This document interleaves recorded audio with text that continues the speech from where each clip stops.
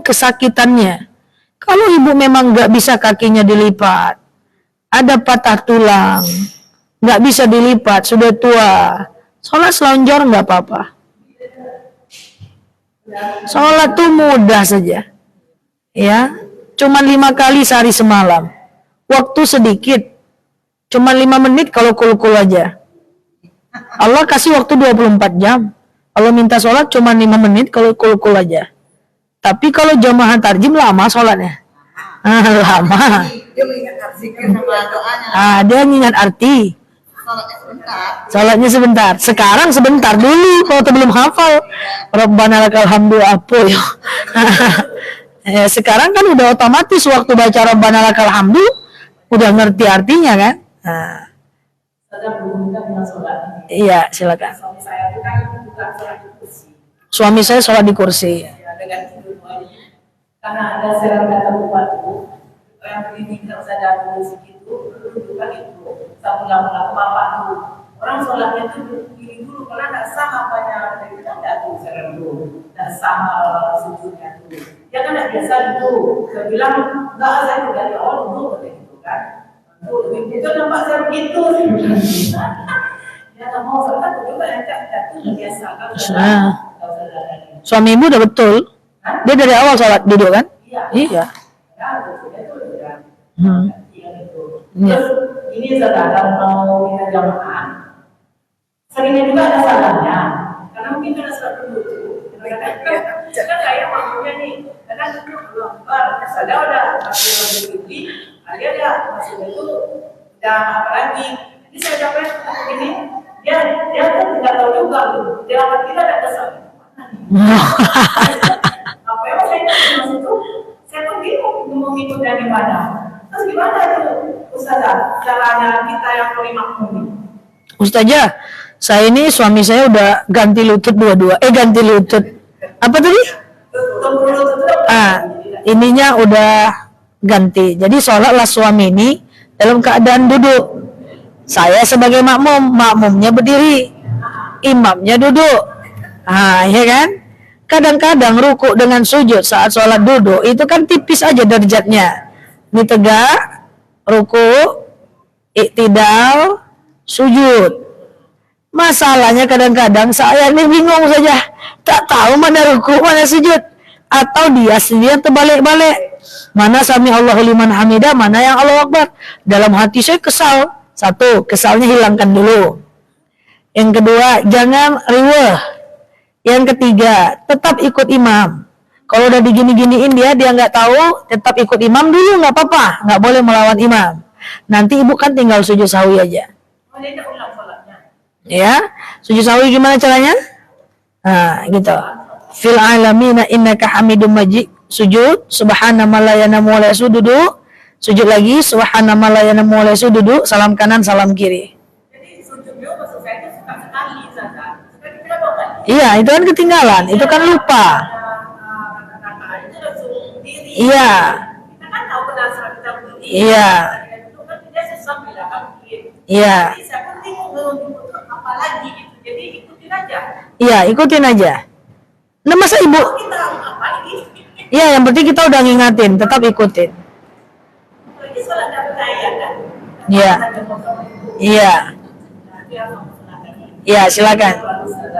Iya. Kemarin itu saya pernah ada saudara juga ya puasa itu, puasa misalnya segini, katanya ibu ini hari Selasa, oke katanya masuk di puasa. Mic-nya jauhkan sedikit, saya nggak dengar gimana? Puasa sunat, puasa kita kan hari Senin, Kamis. Katanya Senin itu kalau kita puasa sunat Senin, boleh dikirim hari Selasa 2 hari. Terus berikutnya puasa. Nanti Selasanya puasa apa? Nggak tahu, katanya sunat saya nggak pernah dengar tuh saya bilang boleh. Dia bilang kata saya puasa kata saya bilang, boleh kok. Sekali ini saya dengar kalau saya bilang. Maksudnya tahunya puasa Muharram sudah dulu. Kan ini Senin puasa sunat sambung Selasa, sudah mudah. Puasa Daud pun puasa sunat. Jadi boleh 2 dengan bisa. Boleh saja. Oke. Ustazah katanya kalau Senin puasa Senin, nanti Selasa harus digandeng dengan puasa sunnah hari Selasa. Salah. Tidak ada puasa sunat Selasa. kecuali Yaumul Bid, tepatnya di hari Selasa. Puasa Muharram, tepatnya di hari Selasa. Tasu'a dan Asyura, tepatnya di hari Selasa. Tapi puasa hari Selasa khusus untuk jenis sholat sunnah itu nggak ada. Puasa sunnah tidak. Yang menggandeng itu bukan Senin Selasa. Puasa Jumat sendiri nggak boleh. Puasa Jumat sendiri nggak boleh. Kalau mau puasa juga Jumat sendiri, maka digabung dengan Kamis atau Sabtu. Nanti puasa hari Jumat, niatkan, misalnya pengen ganti puasa di hari Jumat, sendiri nggak boleh. Jadi kalau mau puasa ganti puasa di hari Jumat sendiri, harus puasa juga hari Kamis, Senin Kamis. Boleh digandeng dua. Nanti Jumat dan Kamis itu puasa ganti dua-duanya, boleh. Itu puasa hari sucinya umat Islam. Dan Sabtu juga nggak boleh sendiri, puasa sucinya umat Yahudi. Sama dengan ibu nggak boleh. Kalau Ketepatan nggak apa-apa. setelah dia ada sedikit ini apa mengenai awal ini, apa kan katanya kita kan ya kalau udah menopause itu kan, itu kan ya boleh, tapi kalau masih menarik tidak boleh tidak pakai jilbab. Kadang kita kan kadang terdesak itu nggak tahu orang ada di dalam rumah kita, orang laki-laki itu kan kita nampak kalau kita ragu. Status hukum boleh buka aurat, bukan menopause. Kalau menopause boleh buka aurat, banyak orang 45 tahun, 50 tahun udah menopause. Jadi tunggu dulu, status orang buka aurat, boleh buka aurat itu kalau dia uzur. Apa itu uzur? Uzur bukan diukur dari umur. Uzur itu diukur dari akal. Ada orang usia 80 tahun, tapi akalnya masih sempurna. Ditanya nama anaknya tahu dia, ditanya nama ibunya tahu dia. Kalau dia akalnya masih sempurna, walaupun sudah 80 tahun umurnya, dia tetap wajib nutup aurat, dia tetap wajib sholat. Kalau akalnya masih sempurna, walaupun udah menopause, tapi akalnya sempurna, dia wajib nutup aurat. Kalau dia stroke, usianya 80 tahun dia stroke, tapi akalnya sempurna, dia wajib sholat. Makanya boleh sholat dengan kedipan mata, karena akalnya masih sempurna. Kalau ada tamu, ambil kerudung, tutupkan ke dia nih, ke mak kita nih, tutupkan nih, kalau tamunya bukan mahram. Walaupun dia udah stroke, tapi kan akalnya sempurna. Dan dia dihitung dari kemampuan akal, dari mukallafnya, ya, bukan dihitung dari umur. Ini ada orang stroke, udah terbaring sakit, tapi akalnya masih sempurna, wajib dia sholat walaupun dengan gerakan lidah, walaupun dengan gerakan ujung kaki.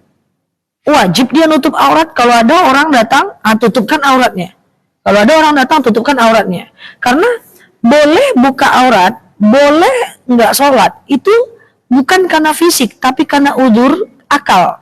Tapi ada orang usia 50 tahun, tapi dia udah pikun. Udah makan belum mah? Belum. Padahal udah 4 kali dia makan. Udah minum mah? Belum. Udah mandi mah? Belum. Padahal udah 5 kali dia mandi, gitu ya. Maka orang yang walaupun dia masih muda, tapi akalnya nggak sempurna, dia boleh buka aurat, dia boleh tidak sholat karena dia sudah pikun. Jadi kalau mau buka aurat, pikun dulu. Cocok. Silakan.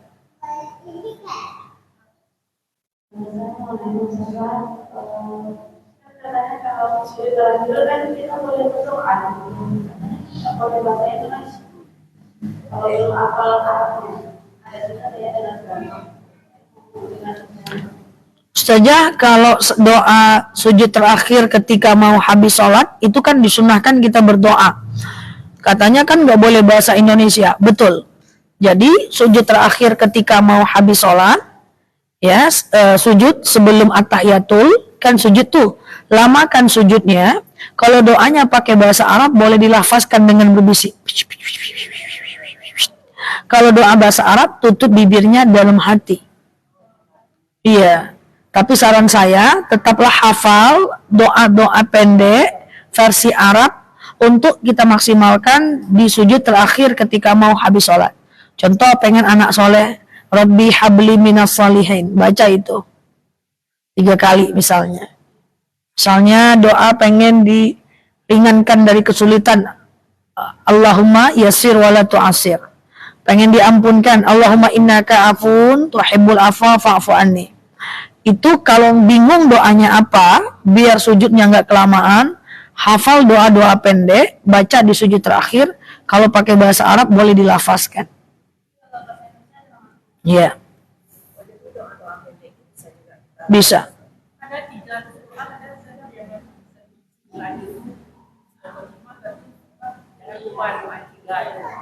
Iya, itu pilihan aja, Bu.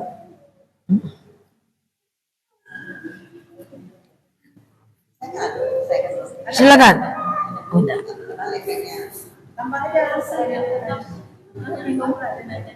Puasa sunat 1 hari, puasa 1 hari. Oh, puasa Daud. Ya, ya. Sekarang saya mau tanya. Katanya kalau kita baca doa sesudah sholat itu, baca doanya apa Arabnya udah hafal kan? Itu kita ingin istilah artinya kita jawab buku boleh. Yang mana nih? Kita lagi baca berdoa. Doa sesudah sholat kan, sholatnya pakai sunat itu, kemudian tuh kita tuh ingin serta doanya gitu kan? Kita tidak ada hafalan boleh kan? Oke, Ustazah, setelah sholat kan saya pengen berdoa, zikir dan doa, tapi doanya saya nggak tahu nih, doanya itu mungkin saya nggak hafal, atau pengen tahu artinya. Boleh nggak saya ambil buku catatan saya atau buku doa-doa saya berdoa sambil nengok buku, boleh nggak ada apa-apa? Boleh, bagus-bagus aja ya, doa sambil lihat buku, lihat artinya, bagus aja, nggak apa-apa, lanjutkan. Kalau kita sholat Tuhan kan ada doanya kan khusus kan pengagungan Tuhan kan asal kita kali kan cuma sedikit doa itu Lihat buku. Enggak apa-apa, doa ya. Kalau doa itu tidak ada rukunnya. Jadi doa tuh loncat-loncat sana sini juga nggak apa-apa. Kadang bahasa Arab, loncat bahasa Indonesia, loncat lagi bahasa Arab. Sama suka ada yang nanya, Ustazah, saya habis sholat hajat, tahajud, witir, baru doa, atau setiap sholat saya doa. Itu terserah. Doa juga bukan bagian rukun sholat. Maka posisinya di mana terserah. Setelah hajat doa, setelah taubat doa, setelah witir doa, atau ibu gabung dulu, nggak apa-apa. Sholat rawatib 2 rakaat, zuhur 4 rakaat, rawatib lagi 2 rakaat, baru doa. Atau ibu gabungkan, itu nggak ada problem. Karena doa itu bukan tubuh dari rukun sholat. Rukun sholat itu cuma salam kanan, salam kiri, tertib. Doa itu lain lagi dia. Dia saudaranya, dia adik kandungnya, tapi tidak satu jiwa. Ya, jadi mau ibu letak doanya di mana, ibu nggak apa-apa. Ya, misalnya nih, ibu habis sholat zuhur, lalu ibu masak. Ibu tadi belum doa, ibu pakai lagi mau kena ibu doa. Atau ibu sambil baring ibu doa. Itu dia beda. Ya, jadi nggak usah dipusingkan. Kalau zikir doa, zikir boleh nengok buku, doa boleh nengok buku. Nggak apa-apa, karena yang penting sholatnya udah selesai. Nah, kita ingin mendudukkan mana rukun sholat, mana yang di luar rukun sholat. Jadi kalau doa itu di mana posisi terserah. Habis sholat fajar, kemudian ibu sholat subuh, baru doa, boleh. Sholat fajar dulu, baru doa, subuh lagi, doa lagi, syuruk lagi, terserah aja. Ya, nggak ada masalah ya. Karena doa itu bukan bagian dari batang tubuh sholat. Doa zikir boleh dimanapun dan kapanpun. Makanya ada dalil alladzina yadhkurunallaha qiyaman wa qu'udan wa 'ala junubihim wa yatafakkaruna fi khalqis samawati wal ingatlah Allah saat tegak, duduk dan berbaring. Boleh nggak zikir baring? Silakan. Boleh nggak zikir sambil selonjoran? Boleh. Ya. Loh, Ustazah kok meremeh-remehkan? Tidak. Memang dalam dalilnya boleh. Ya, jangan ibu kalau mau berdoa pakailah baju satria, baju hitam RX dulu. Oh, baru ibu doa. Nggak jadi nanti doa. Di mana terdetak doa? Di mana terdetak hati doa? Kan? Nggak, walaupun lah kan kita doa bebas. Nengok anak terjatuh. masuk parit tuh, ya Allah janganlah sampai anakku kayak gitu ya Allah. Itu kan doa walaupun ibu lagi pakai daster di rumah. Doa tuh kan meminta kan. Kadang-kadang ibu nggak sengaja ya nengok pengemis di depan rumah, ibu pakai daster, ya Allah lindungi keluargaku dari perbuatan seperti itu atau dari kesulitan hidup seperti itu. Kan ibu pakai daster, ibu doa dalam kondisi seperti itu nggak apa-apa.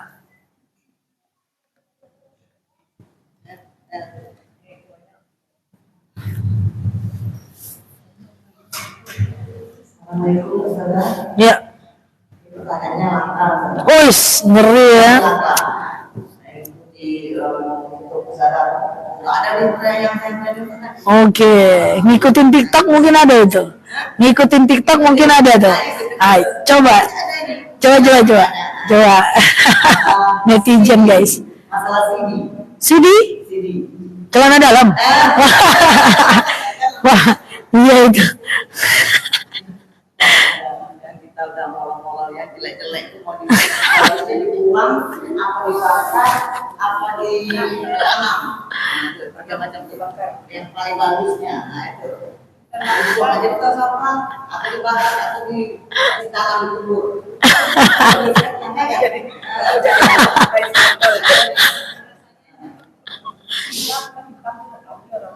Iya, dibuang aja gimana sebaiknya saya punya sebaiknya. Buang aja lah. Untuk celana dalam itu tidak ada pula dalil dan riwayat yang menjelaskannya. Patutlah ya, patut tidak ada di TikTok, di mana-mana, nggak ada riwayatnya. Jadi gini, celana dalam itu kalau seandainya udah molor, apakah dibuang atau dimasukkan atau dibakar, kan gitu pertanyaannya, atau dikubur, itu tidak ada riwayat yang menjelaskan itu. Sebenarnya nggak masalah diapain pun.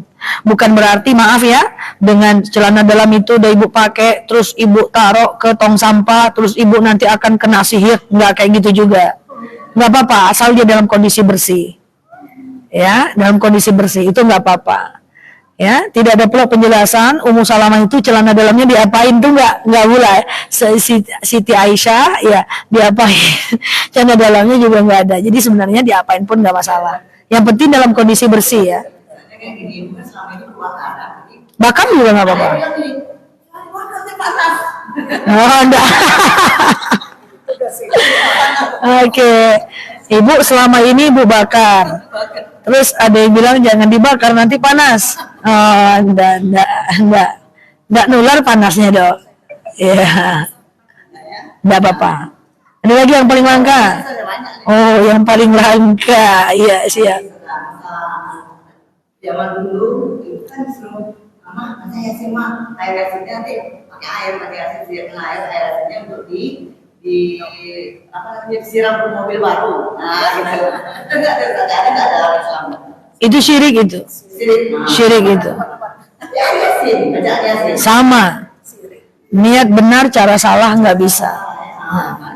Jadi nggak bisa. Jadi gimana ada jalan supaya yang supaya bagus selamat gitu. Doa aja. Ustazah, saya seandainya ada punya mobil baru. Katanya zaman dahulu tuh ada kayak di kampung-kampung bacakan Yasin, tiupkan ke air. Wah. Lalu airnya itu dijadikan cuci mobil baru. Itu syirik. Nggak boleh. Boleh gaya kayak gitu tapi untuk berobat. Kan boleh berobat dengan air, tumbuhan, dan teknologi. Pak, saya sakit. Apa sakit? Sakit tengkuk. Ambil air, bawa sini. Dibacakan. Wah, itu boleh. Untuk berobat boleh air. Tapi kalau untuk pengaman nggak bisa. Nah, tumbuhan boleh kan pakai kunyit. Ya boleh. Ya, untuk berobat boleh kunyit, boleh air, boleh tumbuhan. Boleh teknologi.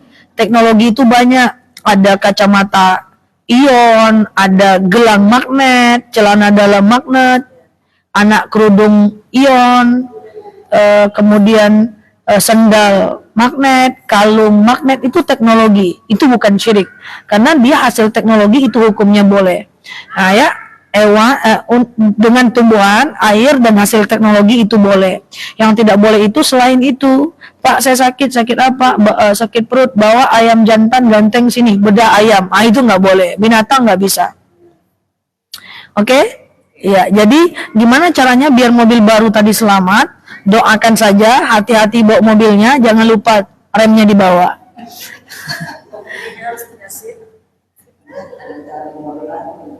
Oke, siap. Ada rencana mobil baru ya, cocok. Iya. Ya. Ya, ini menyimak dari video Ustaz ini. Memberi hadiah ke orang mampu lebih baik dari sedekah. Nggak pikir betul. Sedekah sama ini Bu lebih utamakan orang susah daripada orang mampu. Ya, itu oke. Oke. Itu adalah ciri-ciri orang yang dinaungi oleh Allah.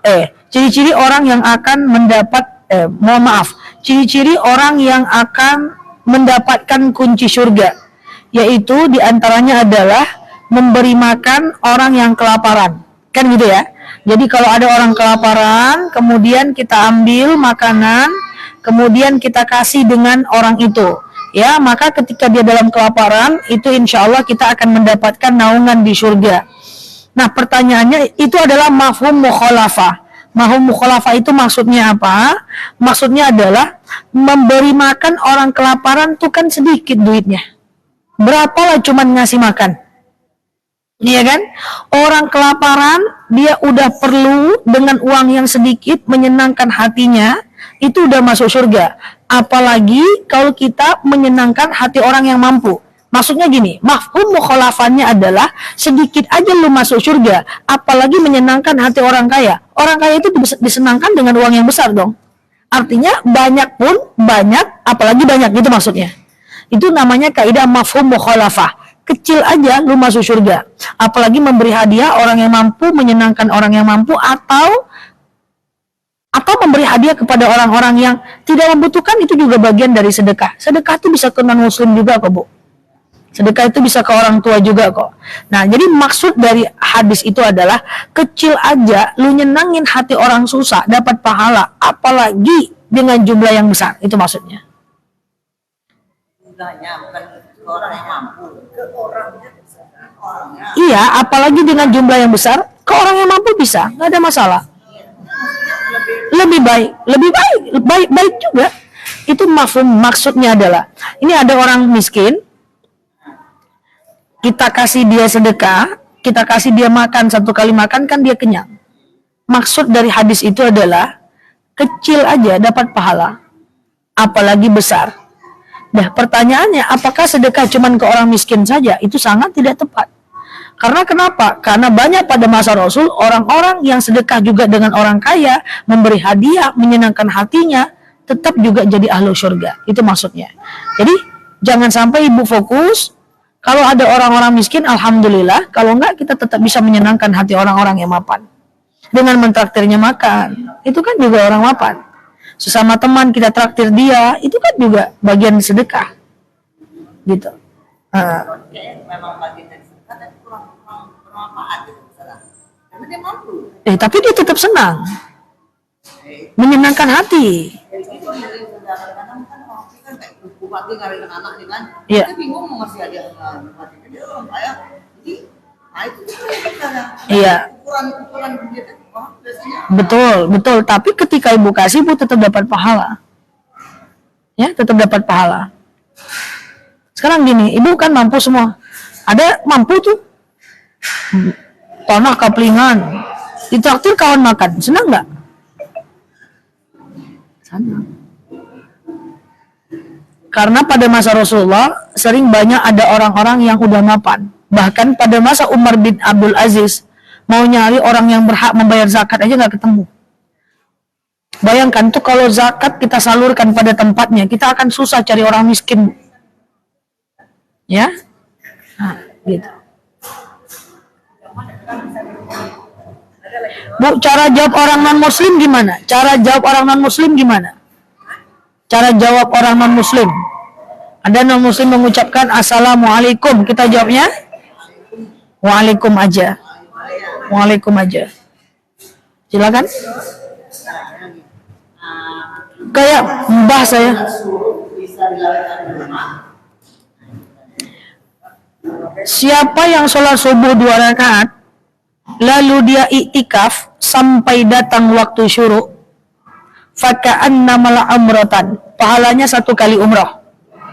Nah, kenapa orang cenderung mengatakan sholat syuruk harus di masjid?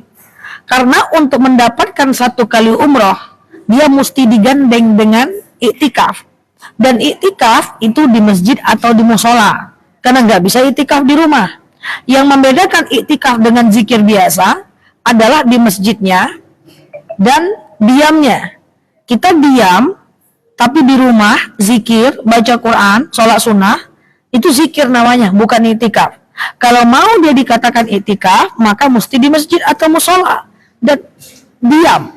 Nah, kenapa dalam hadis itu siapa yang sholat subuh 2 rakaat, lalu dia iktikaf sampai datang waktu syuruk, 1 paket ini dilakukan, dapat pahala haji umrah. Tapi pertanyaannya, apakah syuruk itu harus di masjid? Tidak. Syuruk boleh dilakukan di rumah, cuman keutamaannya berkurang. Dia tidak dapat pahala haji umrah. Cuman boleh syuruk di masjid, boleh syuruk di rumah. Satu-satunya sholat yang mesti dilakukan di masjid itu cuman adalah tahiyatul masjid gitu ya. Jadi pahalanya tidak pahala haji dan umroh, pahalanya pahala sholat syuruk aja gitu. Iya betul, iya. Ma.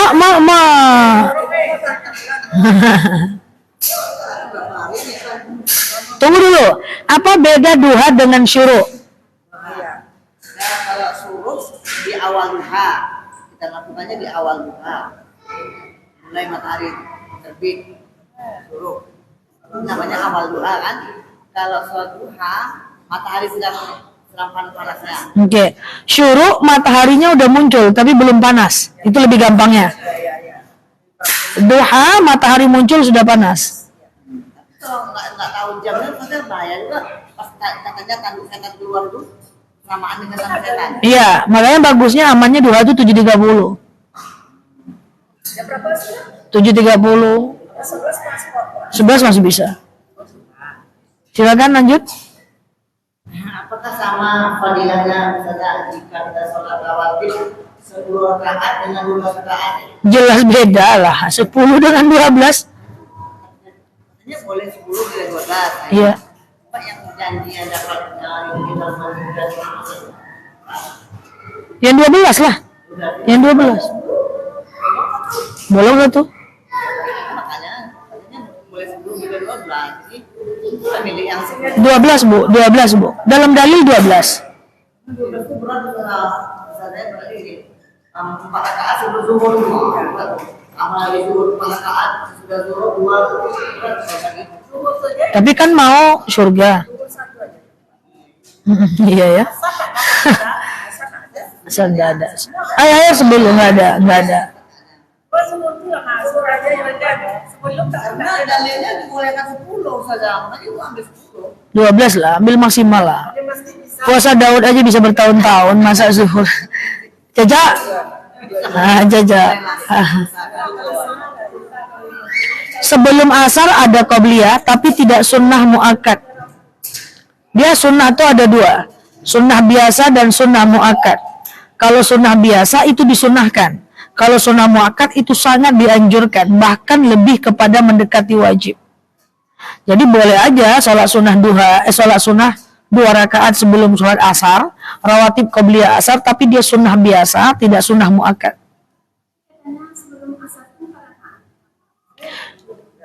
2 rakaat. Zuhur pun boleh 2, boleh 4 kok. Iya. Jadi jumlahnya cuma 10 semuanya. Iya. Dua-dua aja. Katanya sholatnya langsung, pokoknya dalam sehari sholat kan kok boleh sedikit 40 rakaat. Maksudnya sholat 40 rakaat.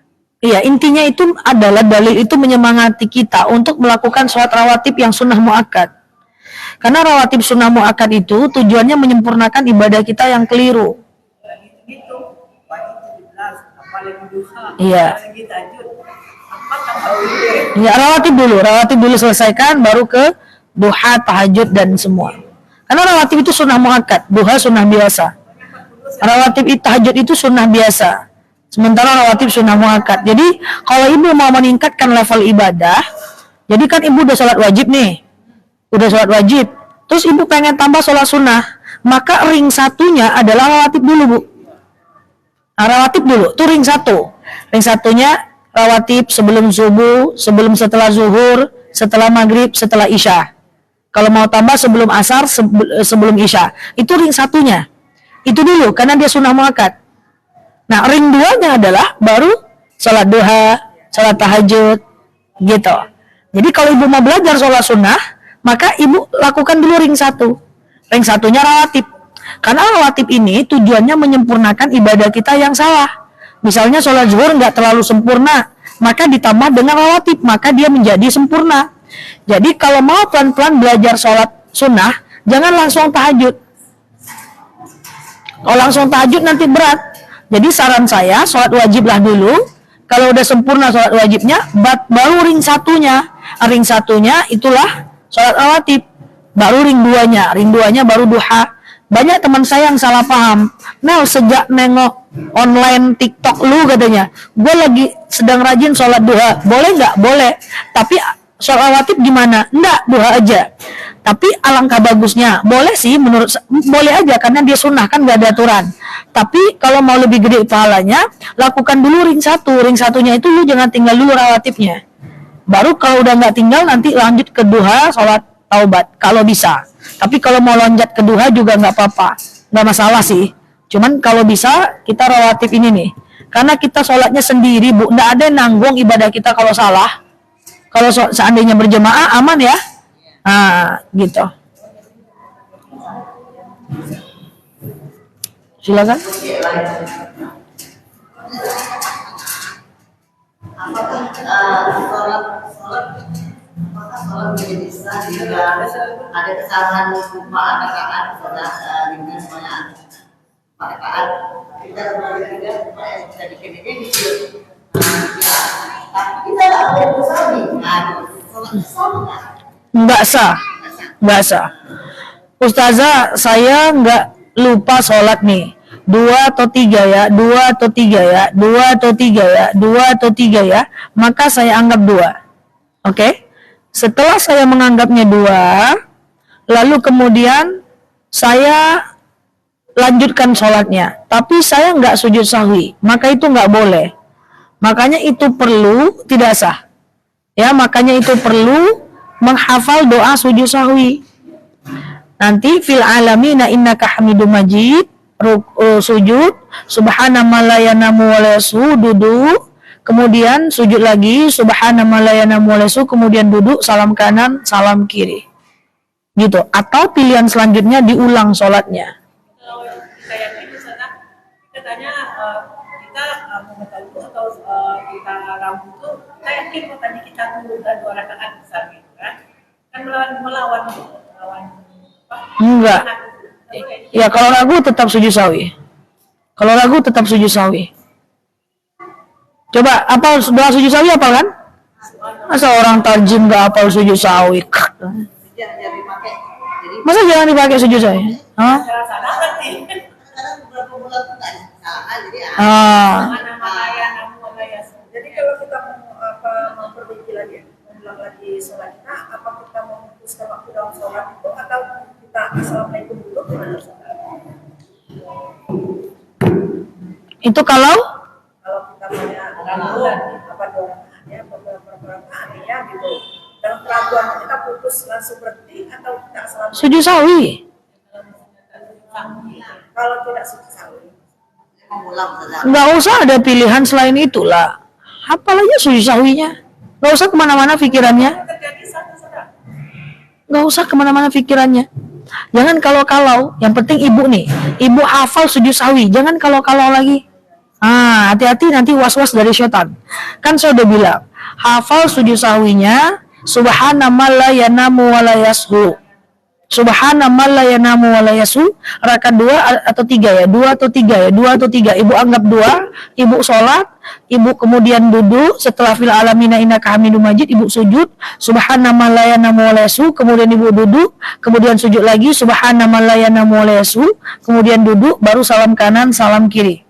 Jangan ibu kemana-mana pikiran, juga nggak akan bermanfaat, nanti ibu galau lagi. Kalau nggak hafal gimana? Kalau seandainya saya nggak sujud sawi gimana? Yang penting ibu yang udah dengarkan pengajian ini hafal sujud sawinya. Kayak gitu caranya. Kali sujudnya sujud. 2 kali. 3 kali saya baca. 2 kali, bacanya sekali aja. Berarti 2 kali kalau 2 kali sujud kan. Dua kali biasanya sujud ya. Iya. Ya, bacanya ya.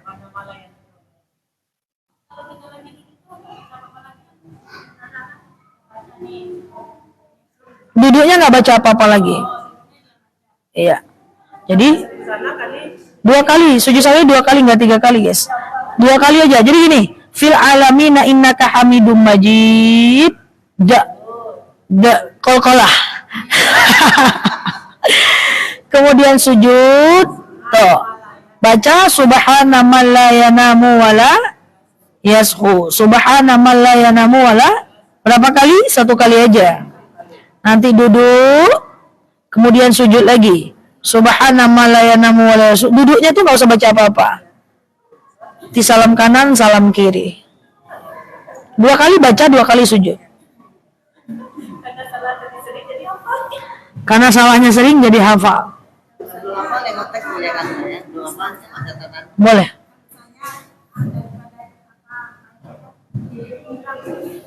Daripada payah-payah lebih baik ngulang. Kalau ibu mau, Ada dia nyanyi udah 3 rakaat namanya. ulang-ulang Dia udah lagi. 3 rakaat nih, udah 3 rakaat nih, bukan kita 1 rakaat lagi ulang. Kalau yang iya. keempat, Iya kalau yang kedua ibu ingat, terlupa pula yang kedua. Ngulang dua lagi nanti. Jadi Ustazah, kalau sholat berulang-ulang tuh misalnya batal untuk ulang pada berapa kali? Kemana yang Enggak apa-apa. Yang salah yang diambil Allah. Ustazah, saya buang angin. Saya sholat terkentut, ambil wudhu lagi. Saya sholat batuk terpipis, karena pipisnya ambil wudhu lagi. Saya sholat batuk terkentut lagi. Yang mana yang mau diambil Allah nanti sholat saya itu? Yang salah. ada saya juga kayak gitu. Saya nanti mana orang tuh yang ambil yang sholat seringkali belum ulang. Ya, tapi maaf ya, kadang-kadang bukan ibu-ibu ya. Ada orang itu dalam sholat tuh dia suka was-was. Nah, itu nggak boleh. Jadi seorang sahabat bertanya kepada Rasulullah, ya Rasul, ash'or, saya merasa kentut. Saya ulang lagi sholat saya. Terus saya merasa lagi kentut. Saya ulang lagi sholat saya. Saya merasa lagi kentut. Nah, kalau rasa-rasa itu nggak kentut ya. Itu adalah syaitan, was-was dari khannas. Maka kata Rasulullah, lanjutkan sholatmu sampai terdengar bunyinya dan tercium baunya. Jadi kentut itu tercium bunyi, tercium bau atau terdengar bunyi. Tapi bukan berarti ini ibu artikan secara letter-like. Oh kalau nggak bunyi, nggak bau, nggak kentut dong. Tetap maksudnya adalah selagi ibu sadar itu memang kentut yang keluar dari perut, maka itu kentut. Tapi kalau cuman kayaknya batal lah, kayaknya batal lah, oke kayaknya batal, kok itu nggak kentut, itu cuman perasaan saja. Menahan kentut hukumnya makruh. Sholatnya sah. Dan kentut itu batasnya adalah salam ke kanan. Salam ke kiri udah nggak apa-apa. Assalamualaikum warahmatullahi wabarakatuh. Tut, dapat salam ke kanan, yang ke kiri lantak lah. jadi Ustazah kayaknya tadi itu perlu nggak selesai? Nggak. Ya jangan kayaknya, susah kita nanti. Baru ngambil wudhu di belakang, lalu kemudian mau masuk masjid, kok kayaknya batal ya, gitu kan? Kalau memang keluar kentut, ulang lagi. Oh tidak, lagi sholat, dibatalkan kentutnya atau tidak, itu pilihan ibu. Cuman hukumnya, dibatalkan tidak apa-apa, ditahan, menahan kentut hukumnya makruh, tapi sholatnya sah. Ibu mau nanya saya, mau bagusnya dibatalkan atau enggak? Batalkan dong, karena kita nggak mau melakukan yang makruh. Oh ya iyalah. Kalau ditanya rekomendasi saya, tentu batalkan. Masa saya bilang ibu tahan, terus saya sebagai ustazah nyuruh ibu melakukan yang makruh? Salah. Sholatnya sah, tapi makruhnya, nah kan? Makruh tapi kan tak dosa. Tapi kan Allah nggak suka, Besti. Nah, emang mau kita ngerjain sesuatu yang Allah nggak suka? Apa pula susah keluar dari barisan? Nggak ada, no. Keluar aja lah. Nggak apa-apa.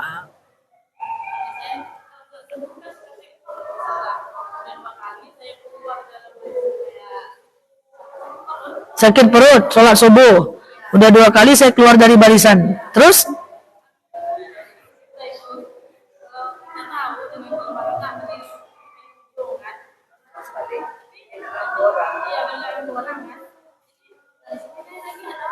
Nggak apa. Lambat lagi ada. Iya, nggak apa-apa. Kan itu di luar jangkauan kita.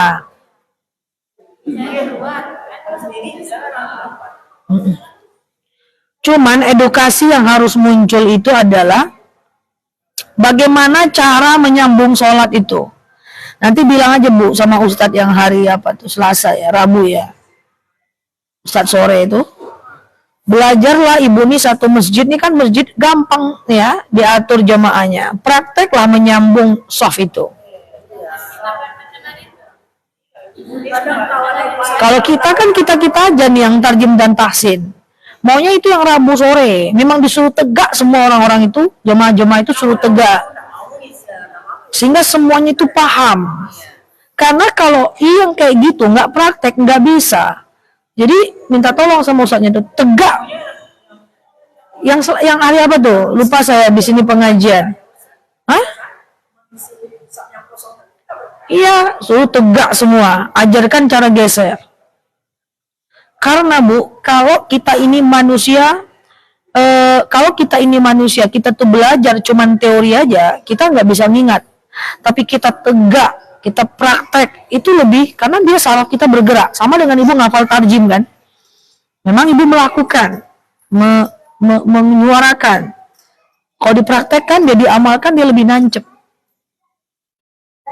Cuman kadang-kadang kan dakwah ini syiarnya gitu-gitu aja kan. Jadi tidak memaksa orang untuk mempraktek. Nah itu yang agak sedikit kurang perkembangan jadinya. Harusnya kalau ibu-ibu udah rajin ke masjid, majelis taklim hari Rabu, hari apa, itu udah terbiasa harusnya. Itu nggak kelas kita lagi tuh. Udah kelas kita tuh udah kelas, kawan keluar kita nyambung. Mantap.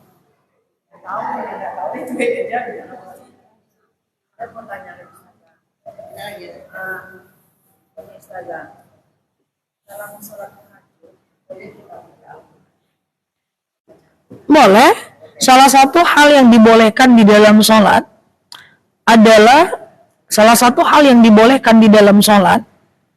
adalah membaca mushaf. Itu dibolehkan. Boleh kan? Boleh. Jadi ada beberapa pilihan. Pilihan pertama, ibu taruh Quran gede di depan. Lalu ada sejadah. Lalu kemudian ibu sholat. Tengok ngintip Quran. Ya, ngintip Qurannya. Pilihan yang kedua adalah ibu boleh pegang Qurannya, nggak apa-apa. Boleh, bagus aja. Iya. Yang dibacakan cuma ayatnya kan? Ayat setelah Al-Fatihah. Silakan. Sholat tahajud malam Jumat baca Al-Kahfi. Enggak apa-apa. Satu ayat pun boleh. Pertanyaannya mana bagus memaksakan harus pegang mushaf daripada pakai aja hafalannya mana ada. Bagus dua-duanya, karena pada faktanya boleh kok baca Quran saat menengok mushaf. Misal ibu punya keterbatasan hafalan. Daripada muter-muter di situ aja, ibu baca Quran sambil sholat, bagus. Atau ibu pilih ayat Quran yang banyak isinya doa, ibu manfaatkan. Bisa? Everything is okay? Yang kita belajar tarjim yang doa-doa itu boleh dibuat dalam sholat. Kalau yang kalau doa-doa yang kita belajar di tarjim boleh nggak dibawa dalam sholat? Tergantung apakah itu doa yang ada dalam Al-Quran. Kalau itu doa-doa yang ada dalam Al-Quran, boleh. Tapi tidak semua doa kita loh ada dalam Al-Quran. Nah, atau nanti bisa kita tambah aja Bu Nur, belajar tarjim kita itu doa-doa yang ada dalam Al-Quran. Rabbana la tuzigh qulubana, Rabbana atina, Rabbana hablana, itu semua ada dalam Quran. Nanti kita cari aja doa sehari-hari yang ada dalam Quran. Kita pelajari artinya. Jajak? Nah. Ya. Ya, kita tambah doa-doa, mengartikan doa-doa yang ada artinya dalam Al-Quran. Bukan, yang termaktub dalam Al-Quran. Ustazah, kalau katanya kalau kita membaca ayat-ayat ini, kita dalam sholat itu harus berurutkan. Oh. Dari yang terakhir dari doa Nas, kita baca juga yang ayat apa keduanya berdoa atau Siapa? Katanya gitu. Ada aja ya. ayat itu lah Ustazah.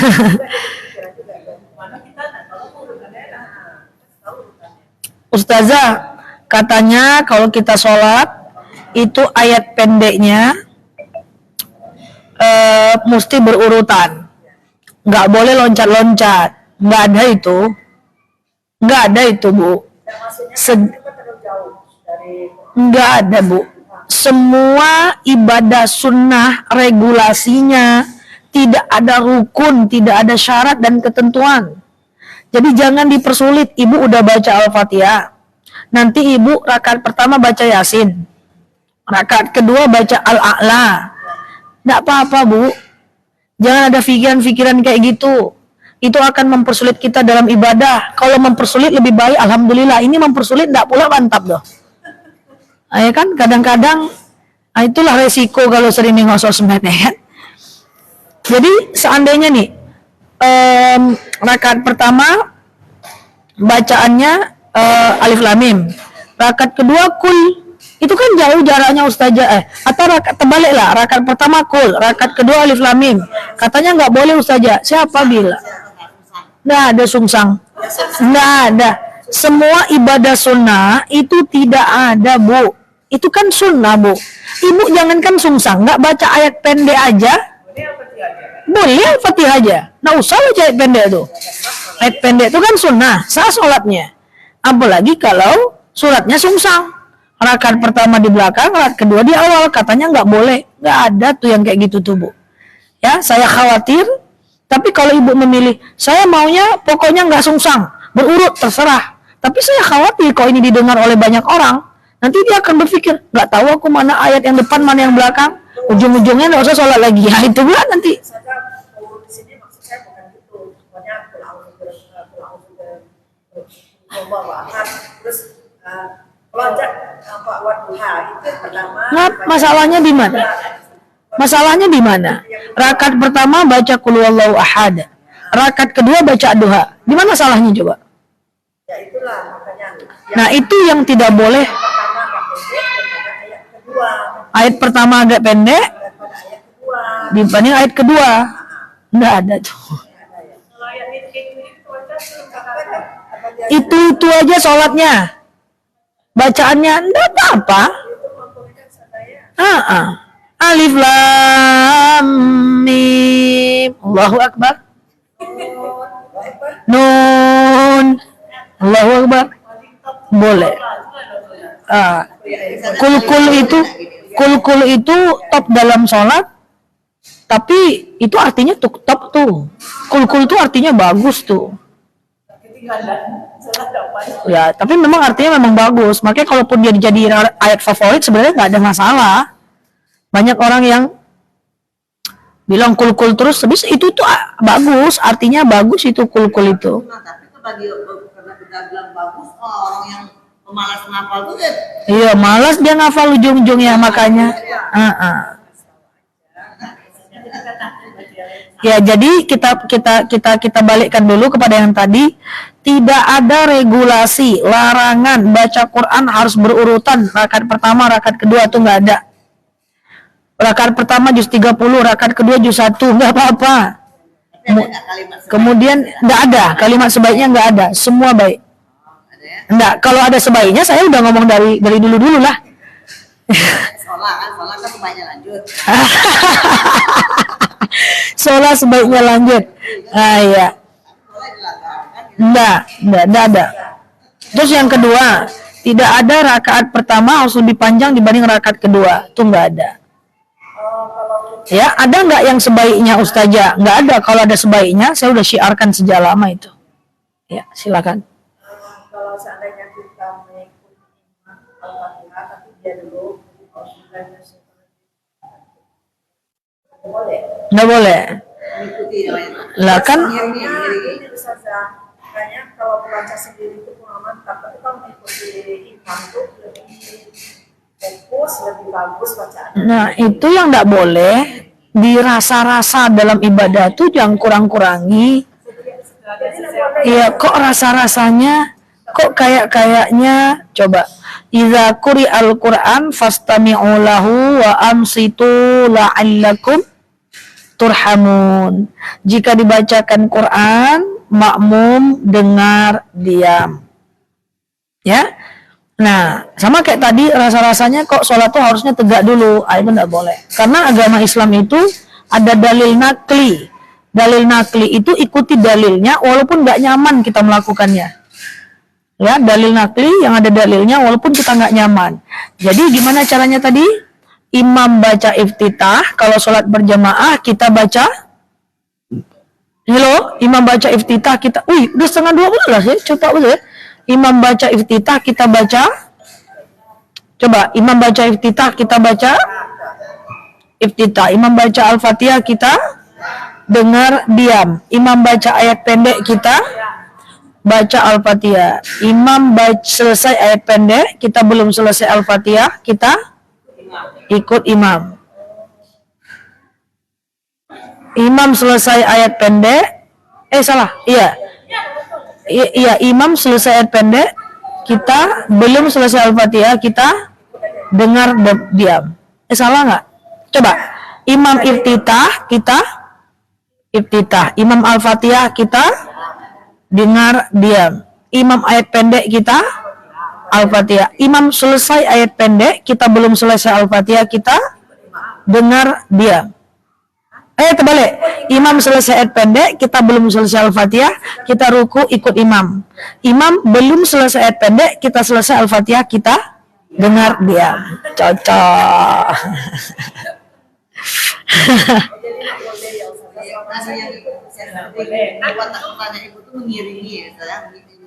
Iya, itu kan dalilnya karena suatu ketika sebelum sholat berjamaah itu ada regulasinya. Rasul jadi imamnya, Abu Bakar jadi makmumnya. Lalu Rasul bilang kayak Ibu Rat tadi, Alhamdulillahirabbil alamin. Abu Bakar bilang Alhamdulillahirabbil alamin. Ar-Rahmanirrahim, Ar-Rahmanirrahim. Langsung turun wahyu. Ini wahyu tadi itu turun karena itu. Idza quri'al Qur'an fastami'u lahu wa ansitu. Jika dibacakan Quran oleh imam, makmum dengar diam. Ya, makanya ketika itu kemudian yang dilakukan oleh Rasulullah adalah, apa kata Rasulullah? Jika dibacai Abu Bakar, sami'tu minal Jibril, aku mendengar dari malaikat Jibril, kalau dibacakan Al-Fatihah oleh imam, makmum dengar diam.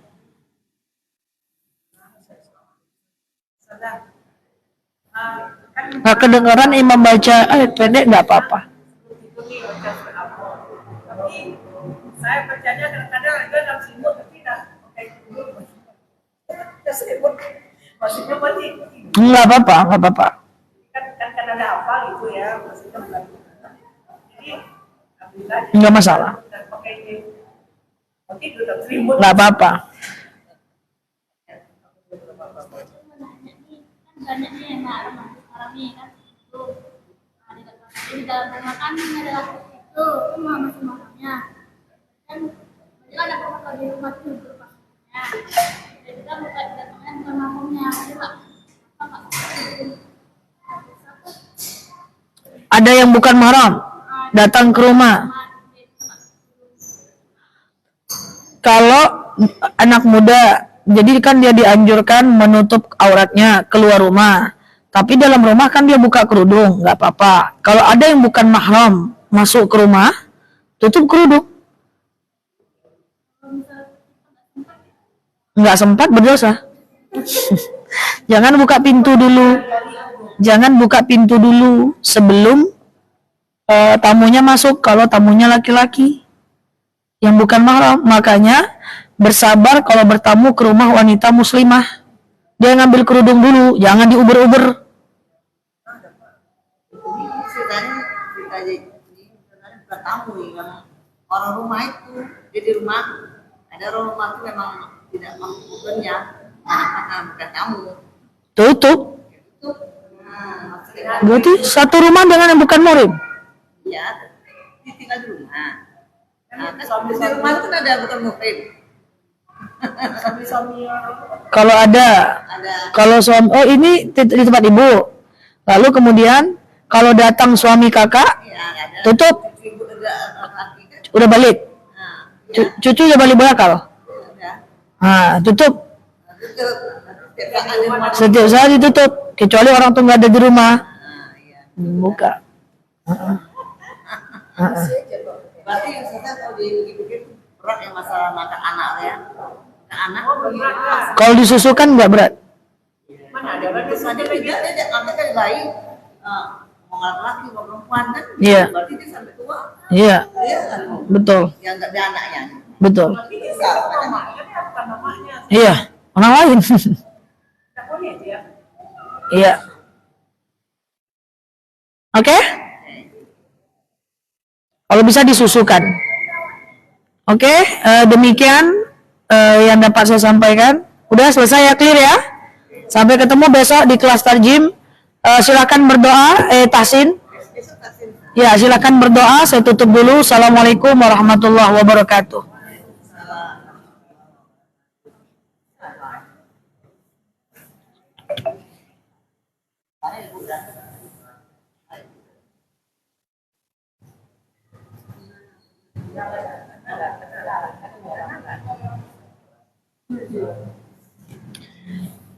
Guys, ada